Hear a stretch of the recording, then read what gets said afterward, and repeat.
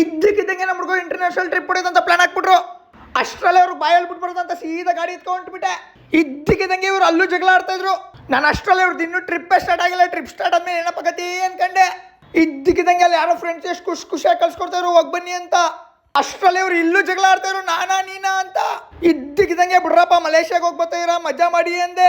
ಅಷ್ಟರಲ್ಲೇ ಪಡೋಬಲ್ಲಿ ಜ್ಯೂಸನಲ್ಲಿ ಅಂತ ಖುಷಿಯಾಗಿ ಹೊರಟ್ಬಿಟ್ರು. ಇದ್ದಕ್ಕಿದ್ದಂಗೆ ಒಂದು ಹಿಡ್ಕೊಬಾನೊಂದು ಸೀದಾ ಮನೆಗೆ ಬಂದ್ಬಿಟ್ಟೆ. ಅಷ್ಟರಲ್ಲೇ ನಮ್ಮ ಮಮ್ಮಿ ಹೂ ಕಟ್ತಾ ಇದ್ರು, ಅದನ್ನ ಕೆದಕ್ಬಿಟ್ಟು ಬೈಸ್ಕೊಂಡೆ. ಇದ್ದಕ್ಕಿದ್ದಂಗೆ ನಮ್ಮ ಅಣ್ಣ ರ್ಯಾಪಿಡ್ ಹೊಡಿತೀನಿ ಅಂತ ಕೂತಿದ್ದ, ಇರೋ ಆಟೋದವ್ರಿಗೆ ಹೇಳ್ತೀನಿ ಅಂತ ಅಂದೆ. ಅಷ್ಟರಲ್ಲೇ ನಮ್ಮ ಅಪ್ಪ ಸೊಳ್ಳೆ ಬತ್ತಿ ಅಷ್ಟಾಯ್ತು.